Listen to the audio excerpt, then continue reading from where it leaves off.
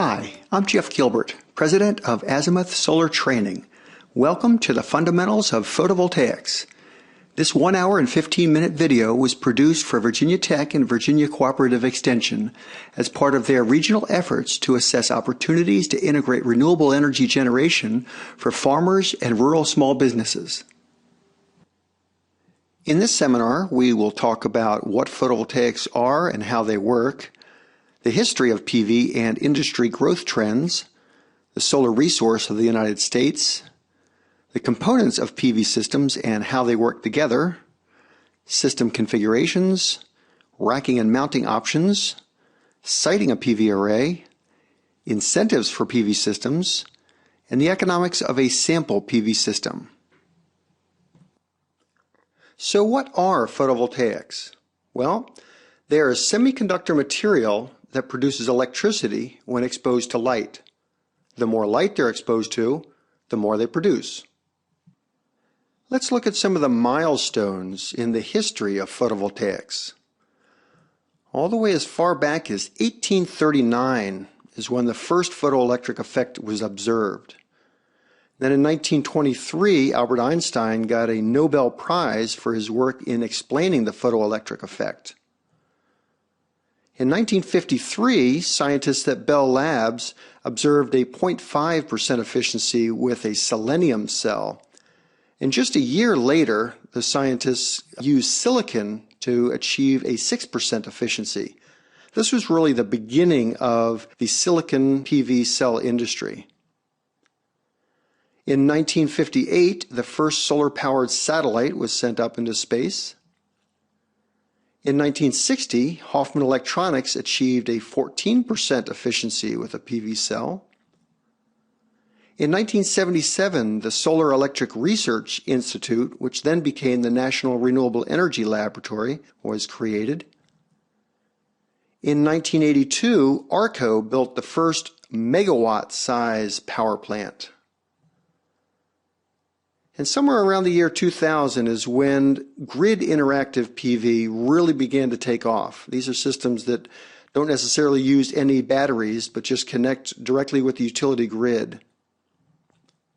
And as of the year 2011, we have over 3,600 megawatts of installed capacity, with rapid growth in the industry and continually dropping prices. Now let's take a look at the history in terms of applications for photovoltaics. In the upper left corner, we see a solar-powered satellite. This was the first application for photovoltaics.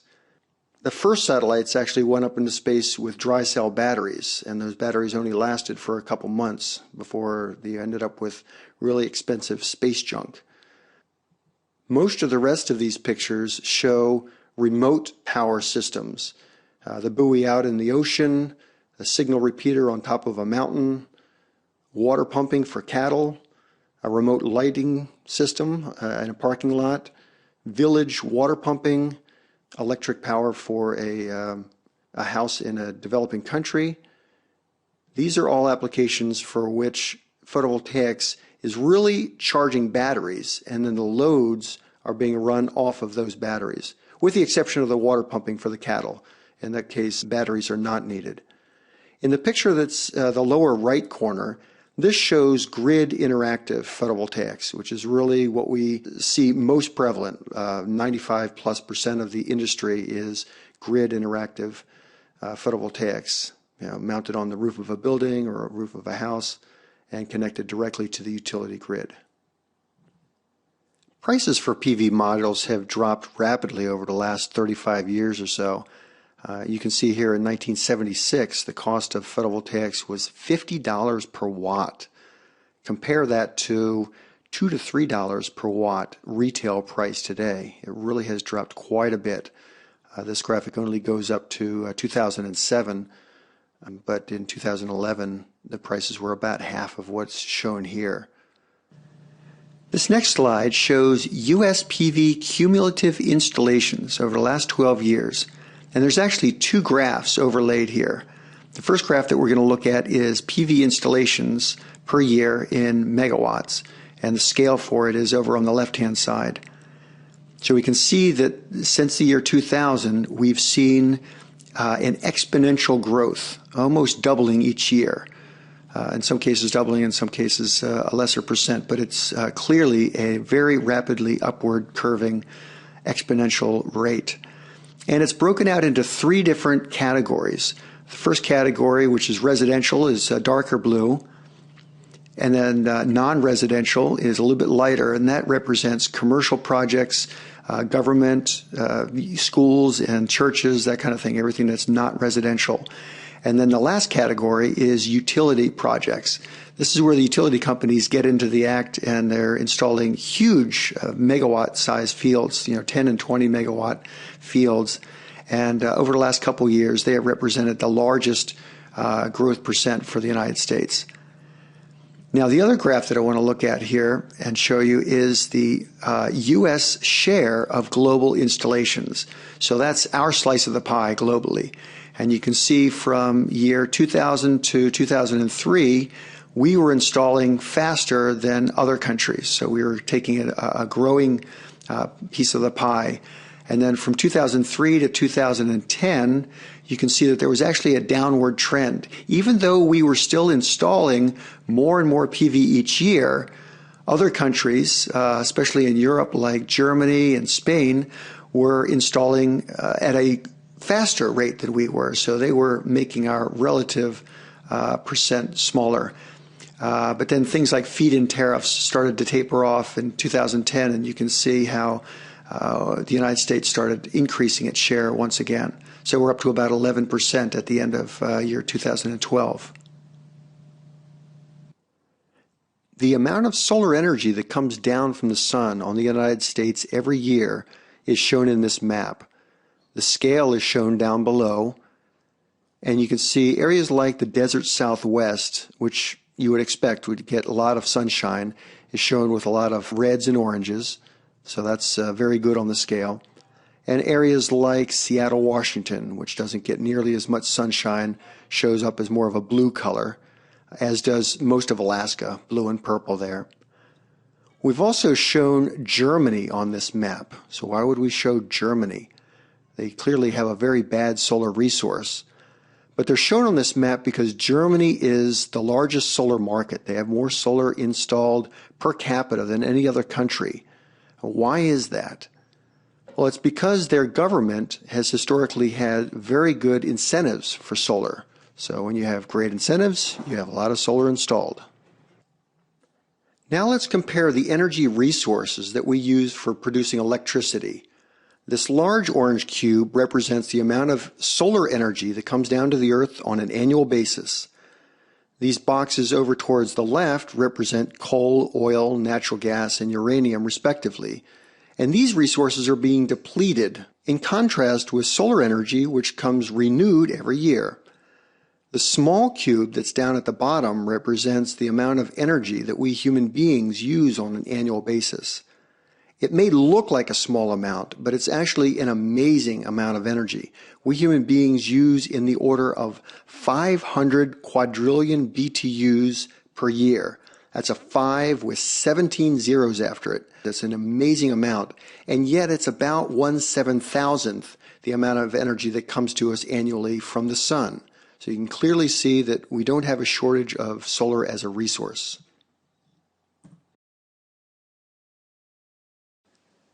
Now we're going to learn about the different components of a photovoltaic power system and how all those components work and work together. And of course, the most important ingredient to a PV power system is the PV modules themselves. These produce DC electricity when exposed to light.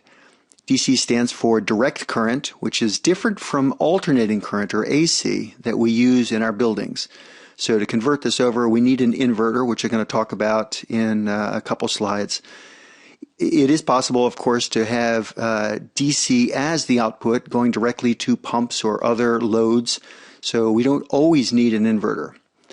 But again, I'll talk about that in a minute. PV modules last about 30 years. They could last longer. Sometimes they don't quite last as long, but about 30 years. And they have no moving parts, which is one of their great selling points. The photographs over to the left show crystalline PV, And most commonly, we have silicon crystalline PV, and they make up about 90% or more of the installed capacity each year. This really is the bulk of what's being installed, and most commonly, they are framed glass modules, as shown here. There are other modules that are frameless and just have two pieces of glass with the cells laminated in between. Over to the right, we have pictures showing thin film PV. And this is a different technology, although it is still photovoltaics and it still uses the same photovoltaic principle. It's different because there's no crystals. There are no thin slices of rock, so to speak, that are laminated together and wired together. It's more like spray painting special photovoltaic stuff on glass or even plastic. Of course, it's not spray painted, but the methodology for applying these very thin materials to their substrate is not too different from just spray painting. And it gives us some advantages. We use far less of the material. It can be on a flexible substrate like stainless steel or even plastic. And they can be used for different applications, as you can see here, where they're being applied, really just a peel and stick application to a flat roof. This is a great technology, and it's shown great promise over the last 10 years, but it really hasn't gotten much of a foothold, and it never made it past a little bit more than 10% of the market. Currently, it's shrinking back a little bit because the technology wasn't quite able to push out crystalline, at least not yet. We'll see how it turns out in the future. Here we can see a much better representation of the different cell technologies and their efficiencies over a period of time from 1975-ish up till the present. The National Renewable Energy Laboratory was good enough to put together all this information. The intent for showing this map is just to show the general trend for the increase in efficiencies for different PV technologies over time. If you would like to study this map in more detail, it is available through the National Renewable Energy Laboratory or on Wikipedia. We're looking at 4 basic technologies, the purple ones, the blue ones, the green ones, and the reddish ones. The purple ones make up technologies that are the most efficient but not mass-produced. These are not commercially available for the most part. They make up multi-junction cells and single-junction gallium arsenide. The gallium arsenide cells are used in satellites. Very expensive but very high efficiency, which is perfect for satellites. The blue category is crystalline silicon cells. This makes up the vast majority of the modules that are used in industry. And you can see they go all the way back to about 1976 for the monocrystalline. And SolarX came along in the mid-80s and brought polysilicon to the market share, a large market share. The next category is thin film technologies, amorphous silicon, copper, indium, gallium diselenide, and cadmium telluride. They are still under development and have a lot of potential because they use so little of the material, and their manufacturing techniques and methods lend themselves to mass production in a way that can bring down the prices. And of course, they're also working hard to increase the efficiencies. The fourth and last category is emerging PV technologies. These are being developed. A lot of venture capital is going into these technologies, and they show a lot of promise for the future, but have not made it to market yet for the most part. Let's take a closer look at a crystalline PV module and see how it's put together. This is the front side. This is a monocrystalline module. These cells are actually start out as being round discs, and then in the manufacturing process they are mostly squared off, and the part that's not fully squared off makes up those white diamonds in between. This makes it very cost effective by actually leaving that little bit of white space in between them. You can buy monocrystalline modules that are completely squared off, and so you get greater energy densities, but you'll pay a little premium for that. If we look closer at just one cell, we see it kind of blown up there, You can see the lines on there, and that's the pathway for the electrons to flow. Once the sun shines down on it and excites electrons, these electrons need a path of flow to complete the circuit, to go from the front face through the load and then returning to the back face of the cell. All of the cells on a typical PV module are wired in series, most commonly, and that's to bring the voltage up to a usable voltage for commercial systems and residential. The backside looks like this, very simple in design. The thickness of the modules are they're less than 2 inches thick, and most of that thickness is just the aluminum frame to give it rigidity. The actual laminate, the glass and cells, and then the back laminate only is about 1/4 of an inch or less in thickness. The junction box that is at the top is where all the conductors come together and then go into these wires. Inside the junction box we have the connections, and in between those connections are bypass diodes, which are used to reduce the effects of shading. And we have the connectors, and these connectors are the more modern type, which are lockable as per the National Electric Code. The next component that we'll talk about are PV inverters. These are the devices that convert DC electricity that the array makes into the AC electricity that buildings use.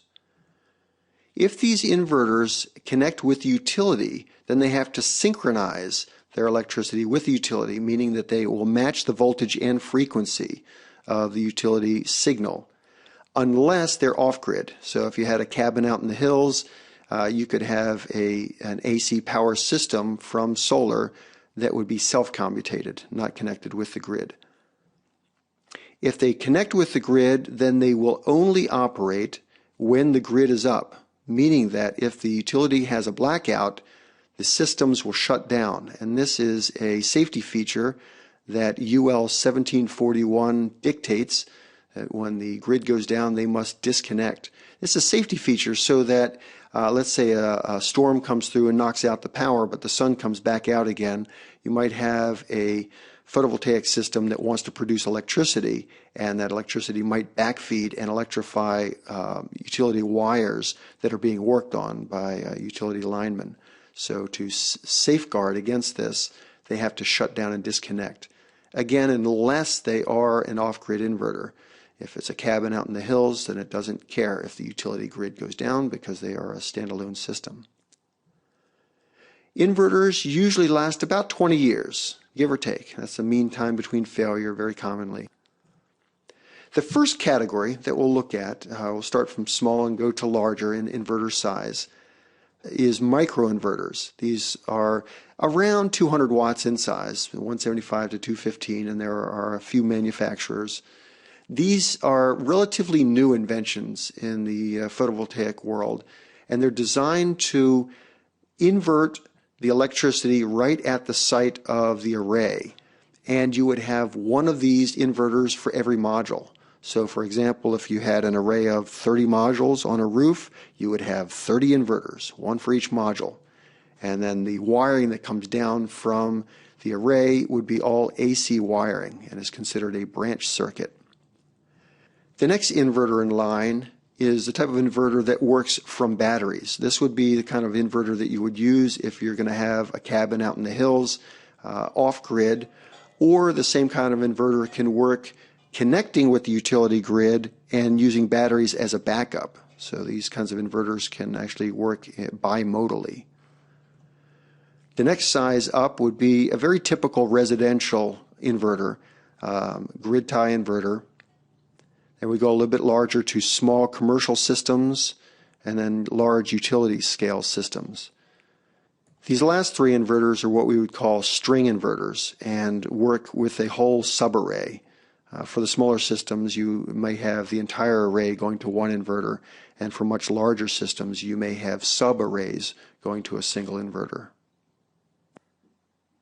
Balance of system components make up the rest of the PV system.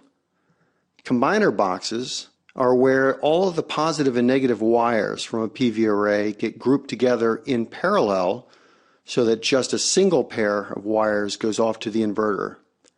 Combiner boxes also are provided with fuses or as overcurrent protection for each series string of modules.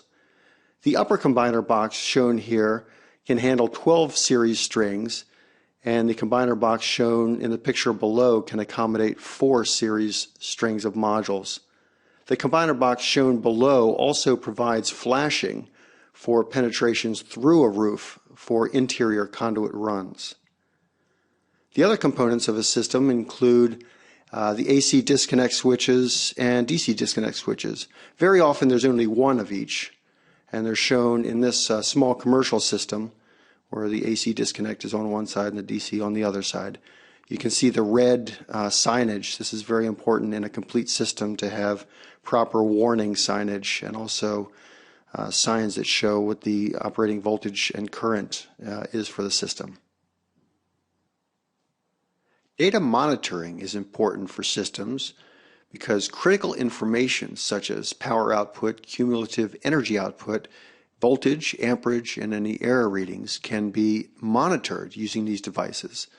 So if we look at a simple inverter, the simplest way of data monitoring has always been just looking at the LCD display that's right on the front of most inverters. If you want something a little bit fancier and wireless, you can have a display that maybe sits on the kitchen countertop.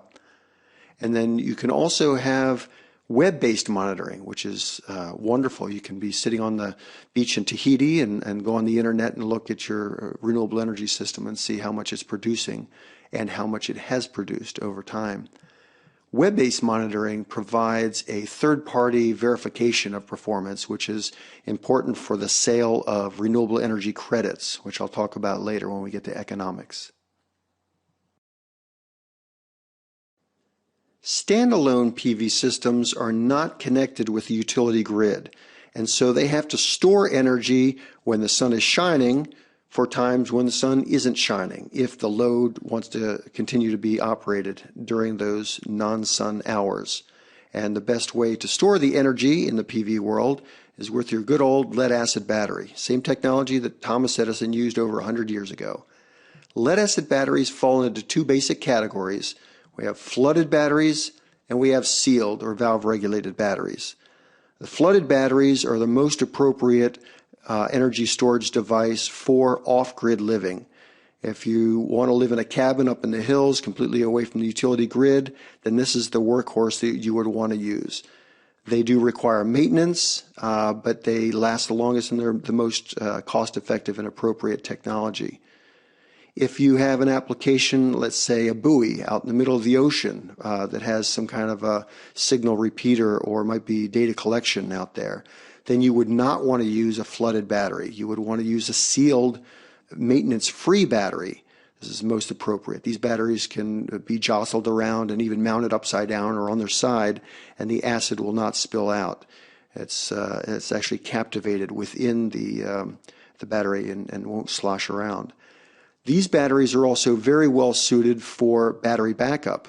All the security lights in commercial buildings have small sealed lead-acid batteries in them. And if you want to, let's say for a residential or even small commercial system, you want to provide battery backup in the event of a utility outage, then this would be the most appropriate battery to use. They have very low self-discharge rates, and again, they don't require any maintenance. The batteries in a standalone PV system need to be charged up, of course, on a daily or at least regular basis. So the power coming from the PV array needs to go to the batteries, but in a controlled fashion. And that's why we have a charge controller. The charge controller's purpose is to make sure that the batteries don't become overcharged or over discharged. And they come in two basic categories. The first category is those which have maximum power point tracking, and those who are smaller and non-maximum power point tracking.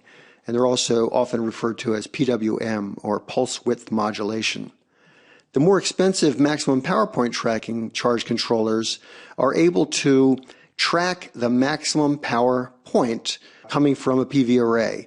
The power output of a PV array is a function of the voltage and the current. and the product of the two makes the power. And under different conditions, the voltage and the amperage change, and they're riding back and forth on the curve. The advanced circuitry of these maximum power point tracking controllers are able to pinpoint and hold on to that maximum power point and thus get greater harvest, about 10 to 30% more total kilowatt hours harvested from an array. The smaller non-maximum power point tracking charge controllers are really most appropriate for smaller systems. Let's say security lighting or your data collection platform out in the field or in the middle of an ocean. These types of small systems really don't justify the more expensive maximum power point tracking technology. They can easily be compensated for their inefficiency by just upsizing the PV module, let's say from a 60-watt module up to a 100-watt module. And now we've compensated for the fact that they're not, perfectly efficient, but they still become the most appropriate device for the application.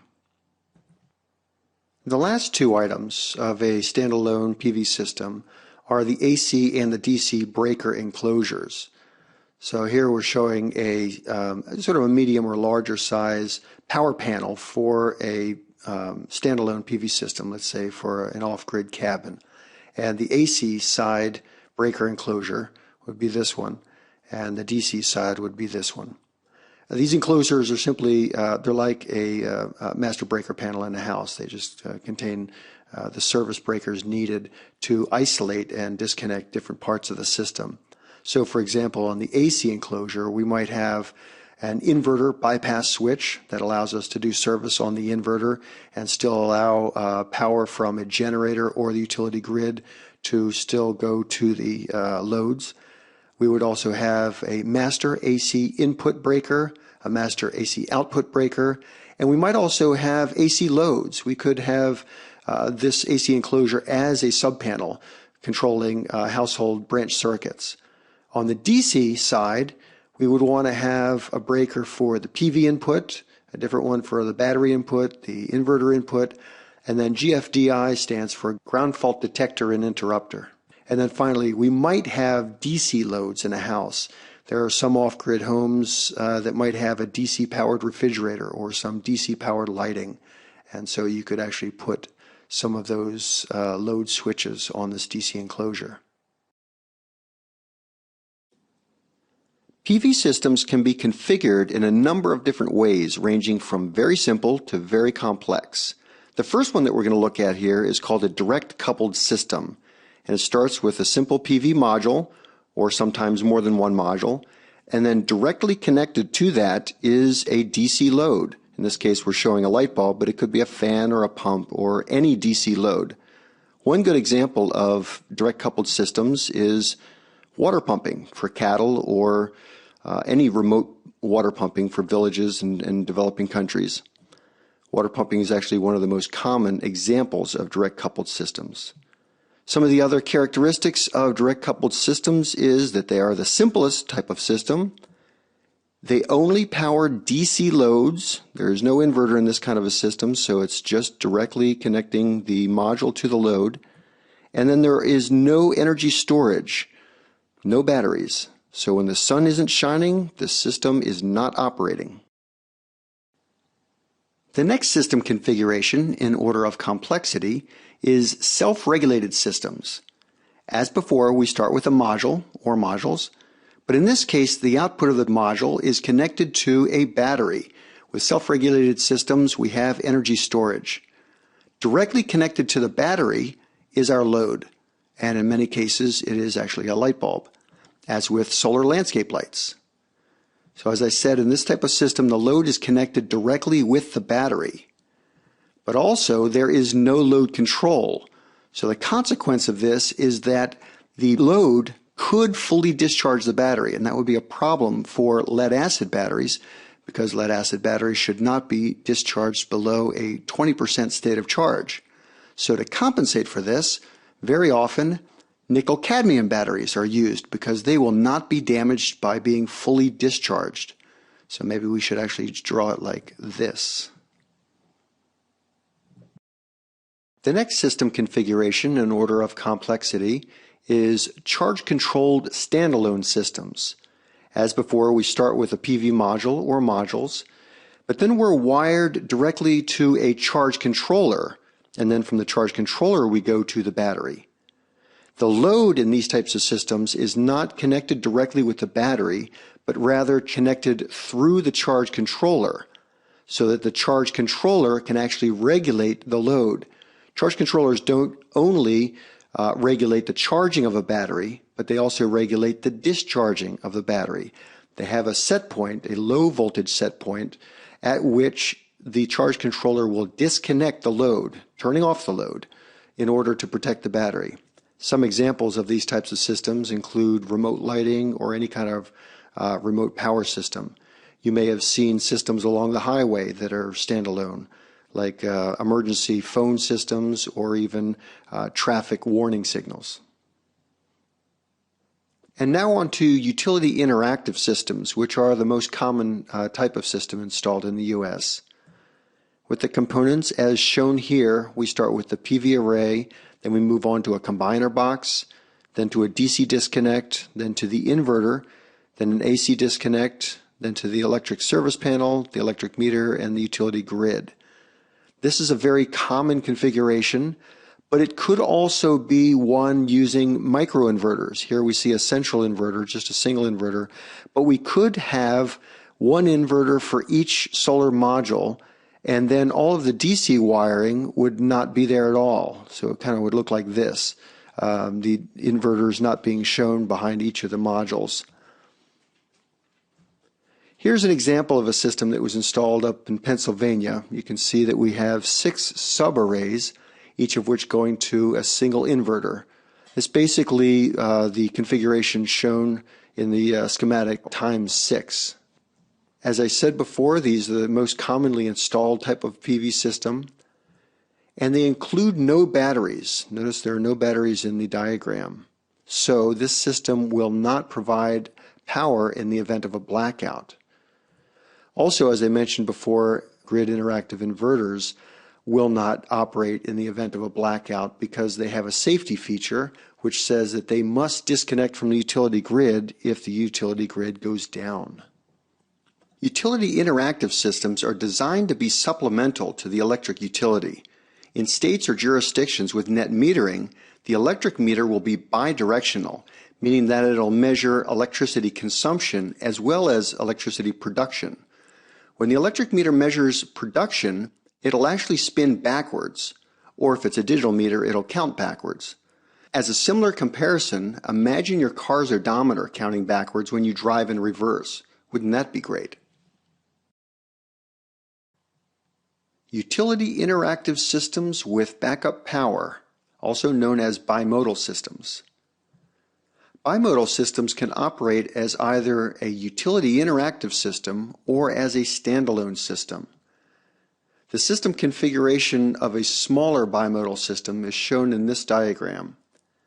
In this system, the solar array feeds a pre-mounted power panel consisting of an inverter, charge controller, and a monitoring and programming interface. This particular pre-mounted panel is by Outback Power Systems, but there are other manufacturers as well. Below the panel is the battery bank. The batteries should be sealed, maintenance-free type batteries for this application. Above the power panel, on the AC side of the inverter, you'll see that there are 2 sets of wires. One set goes to a subpanel, and the other set goes to the main electrical panel of the house or building. Similar to the configuration of a backup generator, bimodal systems will only provide power during an outage to critical loads in the subpanel. In most cases, it would be impractical to try to provide power to the entire house or building during an outage. This is because some loads, like electric water heaters, electric ranges, and air conditioners, consume too much power and would require a very large battery bank and inverter, making the system prohibitively expensive in most cases.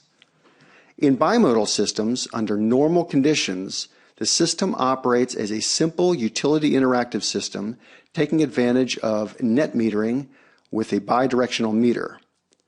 When there is a blackout, however, the bimodal system will become a standalone system, getting its power from the batteries. The solar array's job is to charge the batteries. If the electric consumption and production are balanced, then this system will be able to operate as an off-grid system indefinitely. However, if the energy consumption of the building or house is greater than the PV production, then the state of charge of the batteries will get lower and lower until the inverter finally disconnects the loads. And it will only turn the loads back on when the battery bank is sufficiently recharged. When the utility power comes back on, a battery charger, which is built into the inverter, will use grid electricity to quickly charge the batteries before handing over this battery charging responsibility to the solar charge controller. Over to the right, we can see a house where an installation included a bimodal system. Below, you can see the utility closet where the batteries and power panels were located. The next system type that we're going to talk about is standalone systems for AC loads. This is very much like the bimodal system that I just showed, but these systems stand completely alone. As you can see from the pictures to the right, we have a lighthouse that is clearly very alone, and the picture below shows a drop-in-place type of system that was designed for Navajo homes in rural areas. So these are completely self-contained systems that can be just dropped in place. As I mentioned before, the components are very much like a bimodal system, but as you can see from the schematic, there is no grid, there's no utility connection at all. And we've removed the sub-panel. The AC service panel is optional. If you have only one or two loads, those breakers could be accommodated right in the AC enclosure. Hybrid standalone power systems are the most complicated type of PV system and require extensive knowledge of remote power systems in order to design and install them correctly. The definition of a hybrid power system is one that incorporates multiple power sources. In this diagram, we show one possible configuration, which includes solar energy, wind energy, and a gas generator. Other possible power sources could include micro hydro, fuel cell, micro gas turbine, or even a Stirling engine. Really, any standalone power source would qualify. The power panel that we've shown here includes a charge controller, two inverters, AC and DC breaker enclosures, and a monitor and programming interface. The power panel shown here is also larger than the one that we showed on the previous slide, and it's more representative of larger off-grid systems. Notice here that we've also included both AC and DC load panels. Most modern homes only have an AC load panel, but historically off-grid homes have used DC appliances as well because they were more efficient. But with the advent of higher efficiency inverters, along with cheaper and more dependable AC appliances, it's now much less common to see DC appliances in a home. The DC breaker enclosure also includes space for DC load circuits, so it may not even be necessary to add a separate DC load center. The pictures to the right show an off-grid home on top of a mountain in Charlottesville, Virginia. The larger array in the foreground is actually a solar water heating system that provides heat for a radiant floor system in the home and is not part of the electric power system. The two pole-mounted arrays behind the solar thermal array are the PV inputs for this system. There's also a small wind turbine just to the right of the house, which doesn't really show up in this picture. And in the photograph below, we can see the battery bank, the power panel, and wind turbine controls, along with the AC breaker panel. Utility-scale PV systems are the largest type of PV systems. These are megawatt-sized projects. The components that make up these systems are really much like the same used in residential-sized projects, just much bigger. The array will be made up of many subarrays that need to be combined, and then the combiner boxes output will be recombined to get a final single set of cables that will go through a DC disconnect into the inverter. How this system gets connected to the utility system depends on how big it is. If an industrial complex has a large enough distribution panel, then a backfeed breaker could be used, or multiple backfeed breakers. If not, then a transformer will be used, and it'll tie directly to the grid that way. The interconnection may happen on the customer side of the electric meter, or it could be on the utility side of the electric meter. It depends. Again, these are megawatt-sized projects.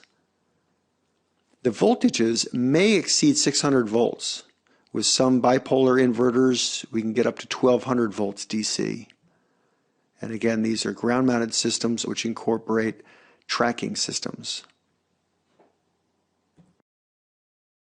I think it's important to say a few words about the nature of utility interactive PV systems and how they work in tandem with grid power.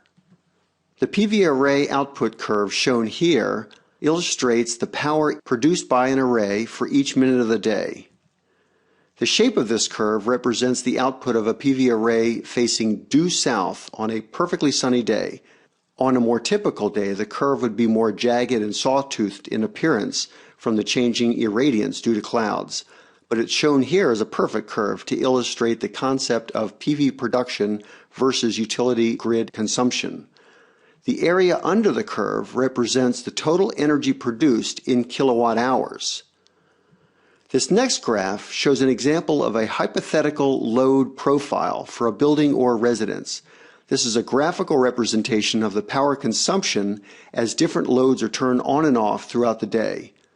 Now let's superimpose the PV curve on the load profile curve. Notice that in the morning before 6 a.m., the utility grid must provide all the power for the building.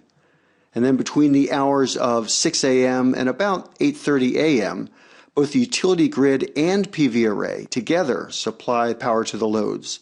During this time, the electric meter is spinning forward, but more slowly than it would if there were no solar input. On the 2 points where the graphs meet, the power consumption of the building and the production of the PV array are equal, and so the electric meter stands still for a moment. Between the hours of about 8:30 a.m. and 3:30 p.m., the meter is spinning backwards because there is excess production from the array. After about 3:30 p.m., the meter starts to spin forward again, and at 6 o'clock p.m., the system shuts down for the night and the loads are once again met entirely by the utility power. There are 5 different types of racking systems or structures. The first and most common racking system is what the solar industry calls flush mount. In this racking arrangement, the PV array is mounted at the same tilt and orientation as the roof. The racking structure is made up of a number of anodized aluminum rails and are anchored to the roof using angle feet, or commonly called L feet. All the hardware is stainless steel to resist corrosion. Because of its simplicity and ease of installation, flush mount is the least expensive of the 5 racking methods. The second type of racking system is tilt-up racking. Although this method is more expensive and more difficult to install, it does allow the installer to choose the tilt angle and orientation of the array to maximize production. Tilt-up racking systems can be located on the ground or on the roof. The next racking system type is flat roof ballasted systems. This method of racking has the advantage that concrete blocks are used to hold the array on the roof, eliminating the need for putting holes in the roof membrane in order to anchor it against wind loading. These systems are designed for flat commercial roofs. There are a number of different manufacturers, but almost all require that the PV modules be mounted at a shallow tilt angle of about 10 to 12 degrees. This is to minimize wind exposure and therefore minimize the amount of weight in ballast needed to hold the array in place. The disadvantage of this shallow tilt angle is that the PV array will produce less in the winter because the sun is also at a shallow angle. Pole-mounted systems are an attractive way to mount smaller PV arrays. To increase the total PV array size, a number of pole-mounted subarrays can be joined electrically. As with tilt-up racking systems, the pole-mounted systems can be adjusted to maximize the tilt and orientation. The last racking system type is pole-mounted tracking systems. These can either be single-axis or dual-axis tracking. These sun tracking systems, like the ones shown here, use active or passive means to track the sun's position through the day, adding about 15 to 30% more total energy harvest. This enhanced performance does come at a price, however. Sun tracking systems cost more than fixed racking systems, and they have moving parts that can fail over time. In many cases, a fixed tilt racking system with just a few more extra solar modules would cost and perform about the same as a sun tracking system on an annual basis, and it would have no moving parts to fail. One other mounting type for photovoltaics that really doesn't fall into the 5 types of racking systems is building integrated PV, or BIPV. This is PV for architects. It's a way to incorporate photovoltaic modules into the building design and structure, and in many cases taking double duty. For example, having photovoltaic shingles or photovoltaic windows or skylights or awnings. Also incorporating it into the building structure in a way that's very aesthetically pleasing. These are all ways to help reduce the initial capital cost if they're doing double duty, and also a way to make the photovoltaic modules more attractive. Waterproofing anchor points is very important. It is also important to ensure building owners and homeowners that the method of waterproofing that's going to be used for an installation has been tested and approved. Anchoring a PV array often requires drilling a lot of holes in that roof. Waterproofing those holes can be done a number of different ways, many of which are shown here. The first picture shows an L-foot being lagged directly into the roof. Roofing sealant is being used, but no flashing. This is an acceptable method if done properly. The next picture shows an installation of a racking structure on a metal roof, where the roofer came in behind the solar contractor and painted waterproofing paint over the L-feet. Working with the original roofer is a good way to get a seal of approval, as well as not avoiding the roof warranty. The third picture shows an example of the most common and rapidly growing flashing method. There are a number of manufacturers that make these metal flashings specifically for the PV industry. The fourth picture shows a 4-inch metal standoff that has been flashed using a more traditional ODI-style boot. This method is quickly losing favor to the new flashing methods shown previously, but is still acceptable. The next picture shown is an approved method for flashing a standoff on a corrugated metal roof. This particular picture is of a 3-inch PVC pipe, but the method would be the same for a metal post standoff. The sixth picture shows a product that actually clamps onto the seams of a metal standing seam roof to avoid the need to drill through the roof pans. In this way, the integrity of the roof is not compromised at all. The next picture shows a modern version of the old pitch pocket using state-of-the-art polymers to create the seal. The second to last picture here shows the use of sleepers as a way to raise the roof where the anchor points will be secured. Each of these sleepers is a stack of 3 2x10 boards that were structurally secured to the building during construction, and then the roofing membrane was rolled over each sleeper. Similar to roof curbs, this raises the area, preventing ponding, and is a very good way of waterproofing the anchoring points. And lastly, we see a witch's hat, which is the name given to these EPDM rubber membrane flashings.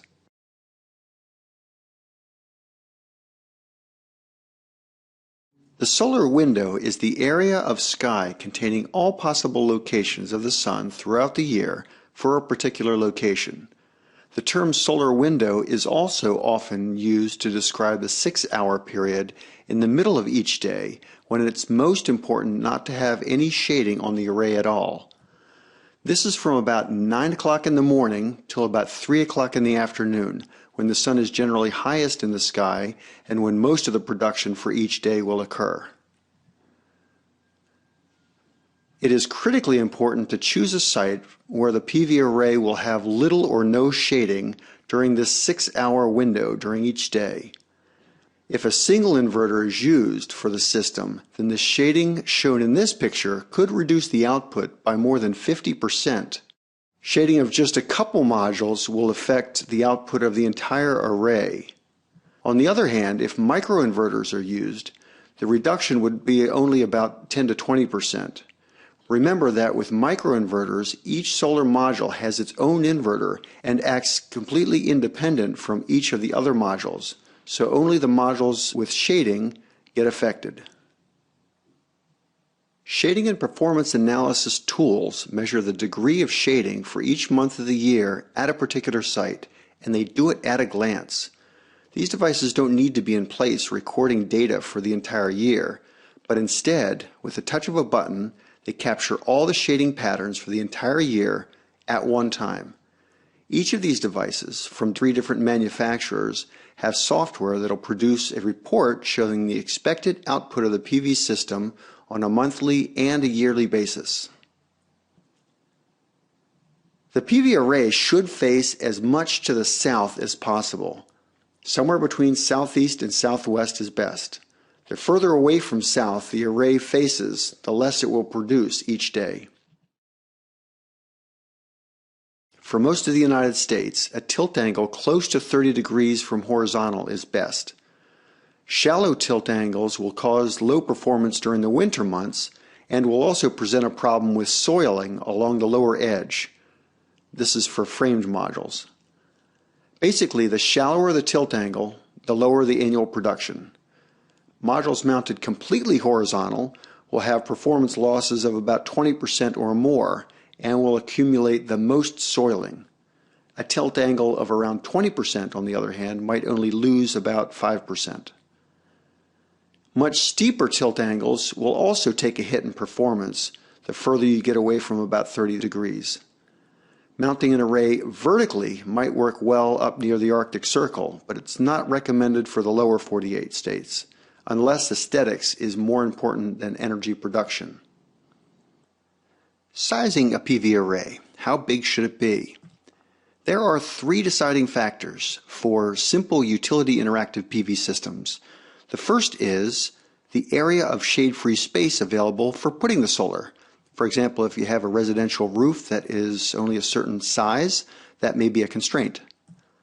Second would be, what is the client's budget? That can certainly be a constraint. And the third would be if the client actually wants a certain percent of their utility bill to be offset. This is less common. Usually a client might call and say, hey, I want 100% of my utility bill to be taken off by solar. I want to go net zero. But then after they look at the space requirements and the budget requirements, they may let one of those other 2 factors decide the size. All right, let's look at an example house system and figure out how big this system would be. Let's say that the budget was not a constraint. How many solar modules will we fit on this area? So after taking into account that little dormer and some vents to the left, we have 37 feet by 6 feet. Now if we chose a PV module that was 65 inches tall by 38 inches wide, how many of those would fit on the roof? Well, if we use area, we say, all right, the roof area is 37 feet by 6 feet, that's 222 square feet. And the module is 65 times 38 divided by 144 square inches per square foot.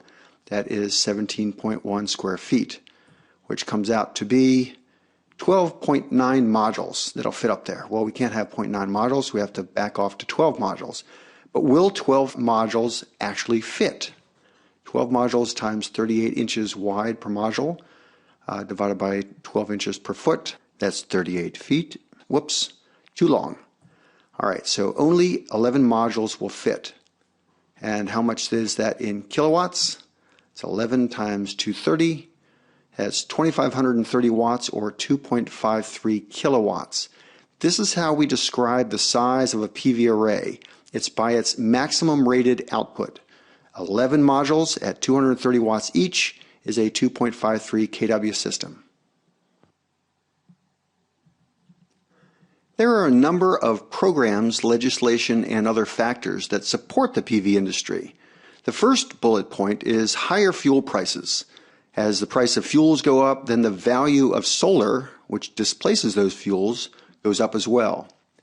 We also have a 30% federal tax credit. We have state and local tax credits, grants, cash rebates, government stimulus money that's been invested in growing the industry. All of these are incentives and factors that help grow the industry, and they're summed up on a wonderful website managed by the North Carolina Solar Center and North Carolina State University, and it's found at www.dsireusa.org. This is the database for state incentives for renewable energy, but it also has information about energy efficiency technologies as well, like geothermal heat pumps and windows, replacement windows and insulation and things like that. What I'd like to do now is take you to this site and show you some of the information about Virginia in particular. So this is the front page of the site. And now let's go right over to Virginia. And now you'll see that we have a listing of all the financial incentives for Virginia. And in particular, I'd like to zoom in on this one here, which is a performance-based incentive that's labeled Dominion Virginia Power Solar Purchase Program. And when we open this up, what we see is some bullet point information at the top and then a description of the program below. And at the very bottom is some contact information for how to get further information. So up here near the top, one of the things I want to point out is that this is a performance-based incentive that Dominion Electric will pay you 15 cents per kilowatt hour. So for example, if you had a photovoltaic system on a barn, you would sell that electricity directly to Dominion Electric and they would pay you 15 cents per kilowatt hour, which is greater than the current electricity rate. So this is the incentive. You're going to get paid more for your solar electricity than it costs you to purchase brown electricity, I guess you could say, coal power electricity from the utility company. This is not unlike the feed-in tariff that Germany has. It's a little bit smaller rate than Germany pays, but it's a similar type of program. It's only going to be in existence for another 4 years. The expiration date is on the 20th of June in 2018. You can read more about this incentive just by visiting the website. The reason I wanted to point this out is because on a following slide, I'm going to do a quick cost payback for a photovoltaic system in Virginia, and I'll be using this 15 cents per kilowatt hour in that analysis. Another thing I want to show you really quick by going back to the front page is the incentives for our federal government, and one in particular is a 30% federal tax credit. And if we go down here to the bottom, this personal tax credit for residential renewable energy systems, there's information about this tax credit. The main thing I want to point out here is that it is a 30% federal tax credit. Now let's walk through the economics of a small PV system, and this will be in Virginia. And it'll be for a 5,000 watt or 5 kilowatt system as shown on this shed or barn or garage structure. And let's say in this example that the customer is taking advantage of the Dominion Electric Solar Purchase Program. So that'll be our income stream for this. All right, at first let's look at the cost of the system, which let's say is going to be installed at $4 per installed watt, which is pretty typical in the Mid-Atlantic area. So $4 times 5,000 watts comes out to $20,000. And then if we take into account the value of the federal tax credit, which as I mentioned earlier is 30% of the gross cost of the system, we come out with a value of $6,000, which we subtract from the $20,000, and that gives us a net cost or out-of-pocket cost of $14,000. Now let's look at the annual income from Dominion Electric's Solar Purchase Program. As I mentioned before, the rate of their program is 15 cents per kilowatt hour that they're going to pay you for having this solar array on your shed structure. And the value of the electricity that's produced is going to equal $1,050 per year. And that came from the total amount of energy that this system would produce, which is 7,000 kilowatt hours per year times that 15 cents per kilowatt hour. Well, let's look at the 7,000. How did I get that number? Well, that came from a modeling software called PV Watts. And what I'd like to do is walk you through PV watts to show you where I got this number. If you go to your web browser and type in PV watts, you'll see the first entry here is the old version of the PV watts model. Let's go to the PV watts calculator. And this is actually still in beta release. Let's close that out. And the first thing we want to do is enter the location that is basically a city that's closest to where our system is going to be located. And let's choose Richmond, Virginia. And you can see that Richmond, Virginia is a location where meteorological data is being gathered, which includes insolation or sun data. And let's just go ahead and go to the system. Now what we're looking at here is where we're going to enter data about the system. I can scroll down and you'll have a place to enter economic data here, and then just some further text down below. Let's go here to the top where we're going to enter the system data.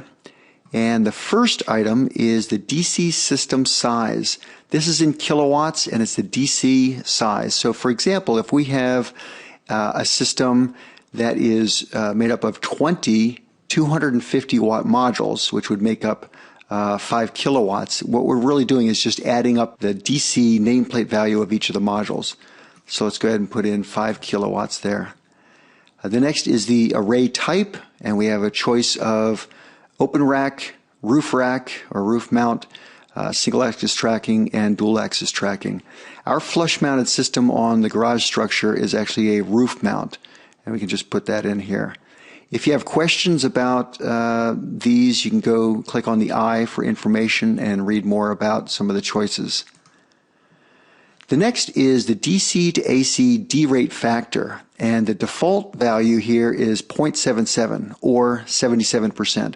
That means that 23% of the energy is lost in conversion from DC to AC through the system. This default value is old, and it was basically the original default value when PV systems were much less efficient when PV watts was first created. They're much more efficient now, and I'll go ahead and make some changes. But while I'm doing that, I'll go through each of the line items, each of the factors that take out some of the efficiency of the system. And we'll go through them one at a time here. The first one is the PV module nameplate D-rate. What this is talking about is the tolerance of PV modules as they come off the factory floor. Maybe it's a 250 watt module, but it might be plus or minus 2% or plus or minus 3 or 5 watts. There's going to be some variation. And in the old days, the variation was as much as plus or minus 10%. That's why we have some large value here. Let's go ahead and change that to plus or minus 2%, so we'd have 98% as the factor. For inverter and transformer efficiency, this is really where we're making one of the biggest jumps in efficiency. Modern inverters are, 97 or 98% efficient at their peak. Since they don't always operate at their very highest peak, let's just go ahead and put in 96%. There. And the mismatch, this is because of the tolerance, the plus or minus some percent tolerance, the inverter is trying to do maximum power point tracking at a single voltage value. And since there's some variation, it misses that slightly. But since we're more tolerant these days with manufacturers, let's go up to just a 1% loss there. Diodes and connections, I won't make any changes here. It's already very efficient. DC wiring, gosh, if you're losing 2%, there's something wrong with a system this small. Since the roof of the garage is probably only 10 feet above where the inverter is going to be, the DC distance is so short, you shouldn't be losing more than just a fraction of a percent. On the AC wiring, I'll leave it at 1%, but again, that should be just a tiny fraction. Soiling, in this case, what's the default is 95% or a 5% loss due to soiling. And this would be true in California and the desert Southwest where things are dry and dusty. Here in the East, where we get regular rain typically, we'd be looking at more of like a 2% loss. So let's go ahead and put in 98 for that factor. System availability, this is how long the system is on versus off during the year. So for example, let's say we have a thunderstorm that rolls through and knocks out the power and the system goes down. Or in the wintertime, we get 6 inches of snow and the solar panels are covered up for a few days. Let's go ahead and just leave in the default value of 98% or losing 2%. Shading in this case, there is no shading, so we're going to leave a value of 1. We're not doing sun tracking, so we're not going to change that at all. And the age of the system, well, let's say it's new, so we're not going to change this value at all. If we were looking at what the system performance would be after, let's say, 5 or 10 years, we would want to take into account the age of the system. And typically, modules may lose around 0.5% per year, but we won't make any changes there. Go ahead and save this. And now we're at 0.87 instead of 0.77 as it was before. The tilt angle of our system, the default value is whatever latitude is, but our roof was definitely not as steep as 37.5 degrees. Let's say it was only, I don't know, let's say 25 degrees. And the azimuth angle, that's with respect to south. How is the orientation of our garage with respect to south? Let's say it wasn't perfectly south. Let's say it was 10 degrees off. 180 is the compass heading. And say we're 10% off, that would be, let's say, 170 degrees. All right, so that is all the information about the array itself. Now let's scroll down and put in a little bit more information. Let's call it residential. And here we can put in the average cost of electricity. And in Virginia, the average cost, so says the Energy Information Administration, EIA. They say that it's 10.5 cents per kilowatt hour. Now, remember, this is the cost of electricity if we were doing net metering.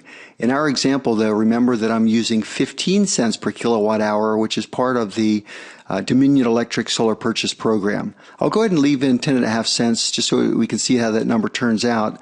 But remember, in our calculation, we're selling electricity directly to Dominion Electric and getting 15 cents per kilowatt hour. The initial cost, as we said in my example, was $4 per watt. And so we put that there. Let's go ahead and click to calculate.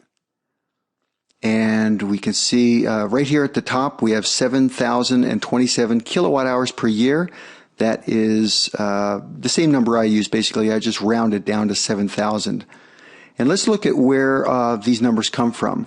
This first column, that's shaded a little bit, gives us the solar radiation. And this is interesting just to see how each of the months varies. You can see how the summer gets more sun than in, let's say, December or January. And on average, we're getting 4.84 full sun hours per day, or 4.84 kilowatt hours per meter squared per day. In the second column, this is where we have the AC energy generated from the system. That's where we got the 7,027 kilowatt hours per year. The third column is the value of the electricity at 10.5 cents per kilowatt hour. If we were just doing net metering, we would get $738 in value per year from this system. But since we're selling it at 15 cents per kilowatt hour, we're going to get a little bit more from the program. So to recap, because we produce 7,000 kilowatt hours per year, and we're multiplying times 15 cents per kilowatt hour, we get $1,050 per year. So now the simple payback would simply be that original $14,000 out of pocket divided by the annual income of $1,050 per year, and that gives us 13.3 years for the simple payback. Now, there certainly are a lot of other investments that have a quicker payback than this, but because photovoltaic power systems should last for about 30 years, this long life means that there's still some value. Even after 13 years, we still have an income stream that should bring us 17 more years, theoretically. So if we look at the total net positive return, 30 years minus that 13.3 years gives us 16.7 years. Almost 17 years. And so multiplying that times $1,050 per year, we still get $17,535 as a net positive return. Now, of course, this doesn't take into account any costs associated with maintenance. And solar does require some maintenance, some systems more than others, and it would certainly depend on how much maintenance you did yourself, like just cleaning off the panels on the occasion that the rain couldn't keep them clean, or if you had to just have an electrician come out and look at something quick. I would expect the inverter probably to last 10 or 15 years, so that may need to be replaced at least once over the whole life of the system, probably just once. And that may be, having an electrician come out and do that for you, maybe $5,000. If you were capable and you did it yourself, maybe $3,500 or something like that. I'm going to walk you through the economics of a second example PV system. And let's say that this one is a flat roof ballasted system on the roof of a small commercial building. And let's say that the customer, instead of using the Dominion Electric Solar Purchase Program, has decided just to go with net metering. So we're going to be using a different value for electricity. Now again, it's a 5,000 watt system, and the cost is going to be $4 per installed watt, coming out to $20,000. And we have the federal tax credit, which is worth $6,000 for an out-of-pocket net cost of $14,000. So now let's look at the value of offset electricity using just the average rate of electricity for Virginia. And I went to the Energy Information Administration, EIA, and I looked up the average electricity rate for Virginia, and it came out to 10.5 cents per kilowatt hour. It varies, but I've decided for this example to use 10.5 cents per kilowatt hour. And the value of the electricity produced with that same 7,000 kilowatt hours per year at 10.5 cents per kilowatt hour is $735 per year. That's the value of the electricity that's offset. In other words, electricity that didn't have to be purchased from the utility company, and we have in net metering the retail value for that electricity.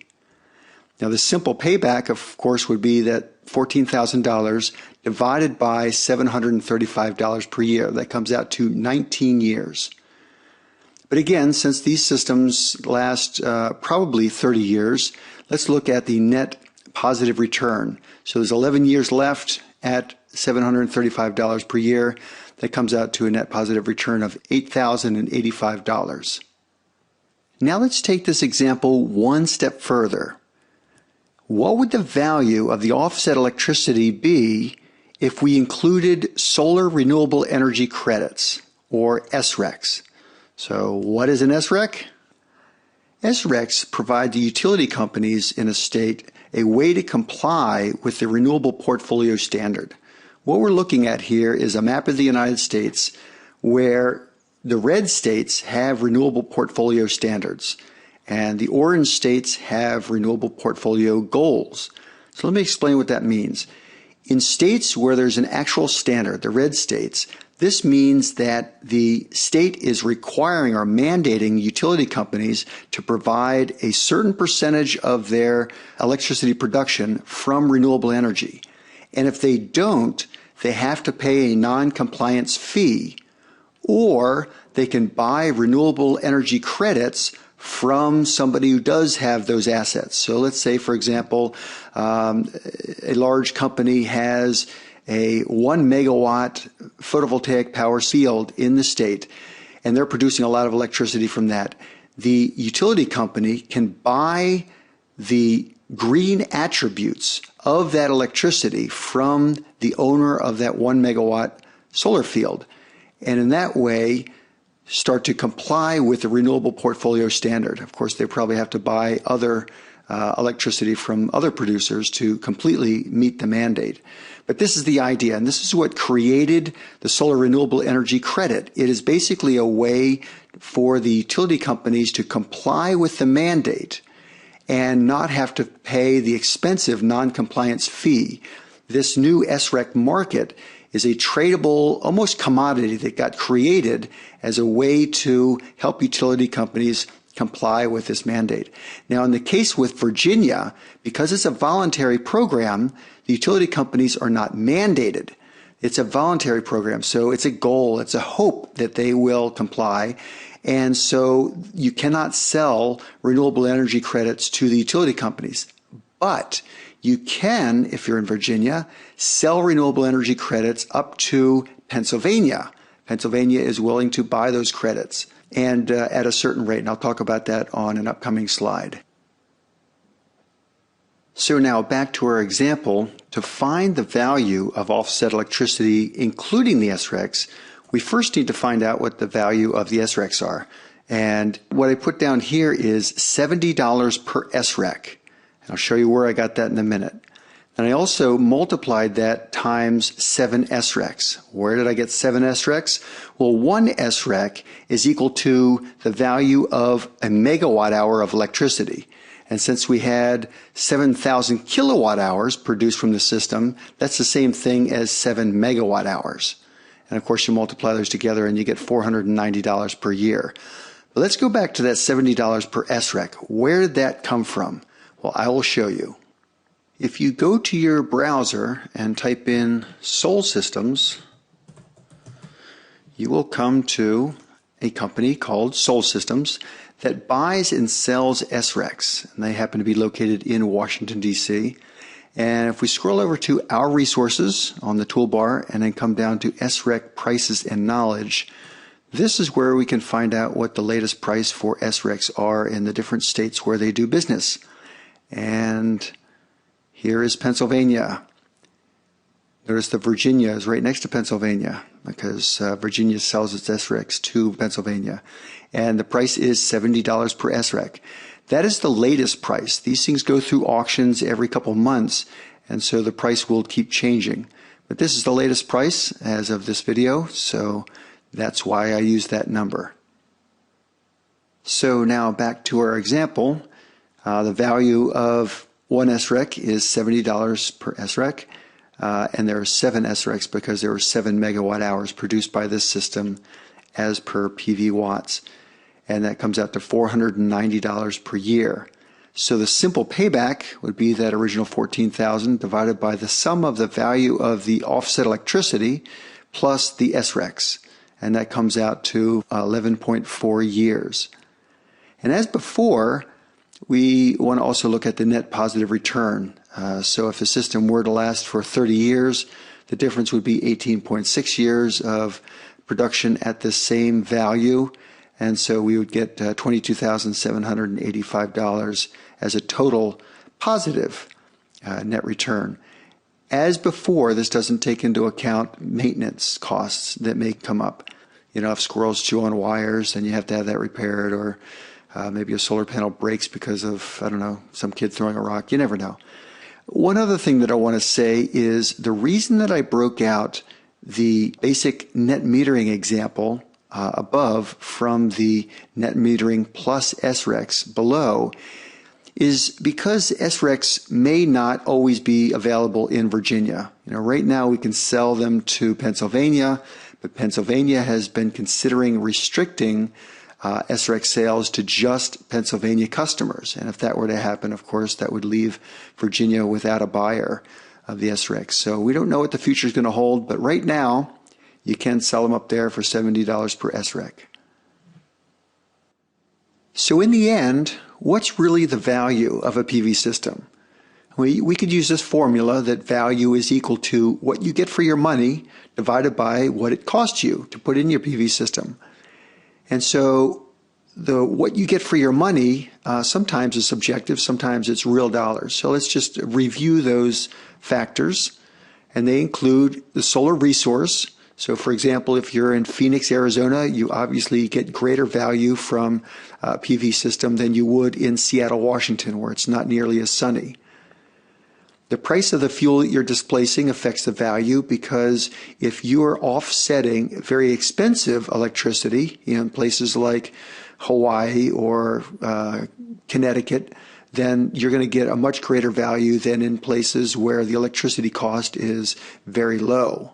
Virginia is kind of on the average. The incentives I already talked about. We have different tax credits and the Dominion Electric program. I also put here tax rules because in some states, commercial entities can have accelerated depreciation, which gives them some upfront value for the PV system. And how long the system lasts obviously affects the value. If you can get a system to last much longer and you take care of it, you'll get more out of it in the end. And I put other externalities here really just to cover everything else that is not so much a dollar value that you can see on your electric bill, but rather the value to society and the health of us and the health of the planet by not putting emissions in the atmosphere, by not creating, global warming greenhouse gases and those types of things. And then finally, the feel-good factor. I know this is entirely subjective, but it brings value for a lot of people. This concludes our video on the fundamentals of photovoltaics.